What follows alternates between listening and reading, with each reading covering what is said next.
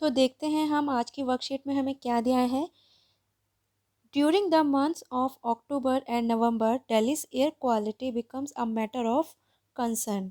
तो ये हम देख ही रहे हैं, अक्टूबर और नवंबर में जो दिल्ली की एयर क्वालिटी होती है वो एकदम ही डिटीरियोरेटिंग हो जाती है। इट मीन्स बद से बदतर हो जाती है and it becomes a matter of concern, जो कि एक चिंता का विषय है।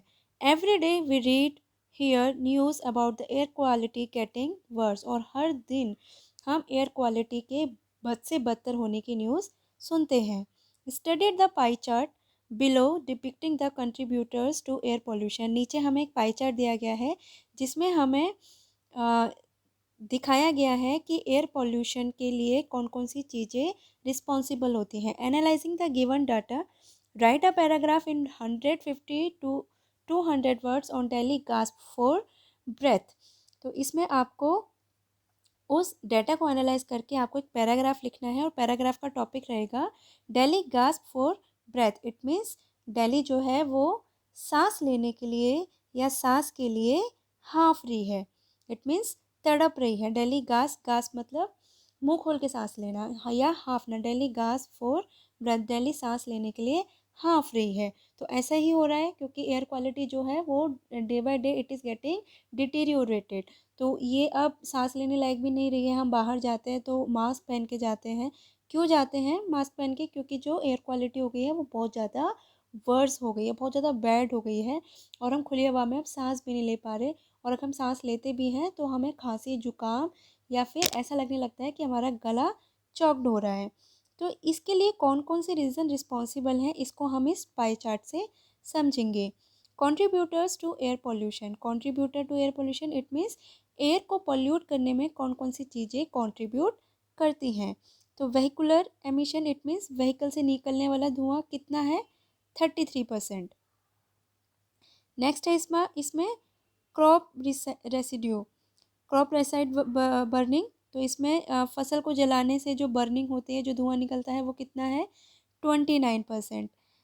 Construction construction dust it means ये जो हम निर्माण करते रहते हैं या घर बनाते हैं, कंस्ट्रक्शन करते हैं, तो कंस्ट्रक्शन से जो उड़ने वाली जो धूल होती है वो कितनी है? 5%। पॉल्यूशन फ्रॉम फैक्ट्रीज, फैक्ट्री से जो पॉल्यूशन निकलता है वो कितना होता है? 9%।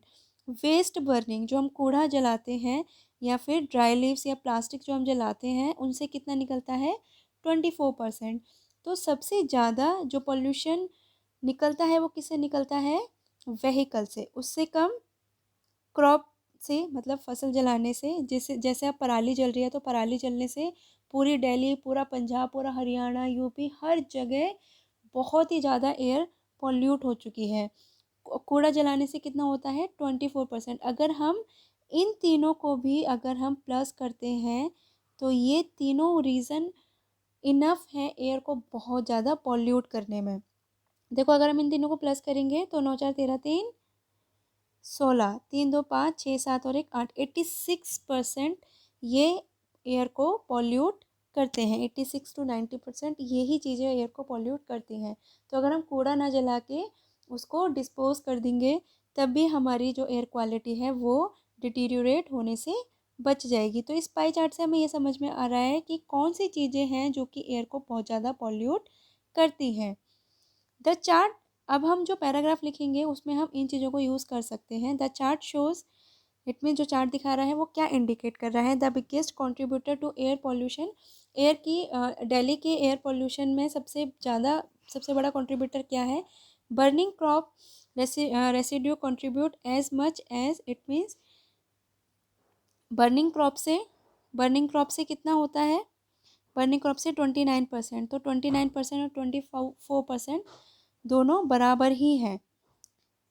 ये आपको कुछ हिंट्स दिए गए हैं जिनका आपको यूज़ करके ये पैराग्राफ कंप्लीट करना है। Complete your paragraph and revert it.